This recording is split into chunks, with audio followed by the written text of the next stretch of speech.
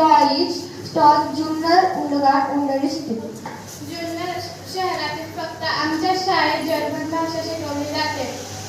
Computer Programming nur und unser in der Schule Junior Stadt.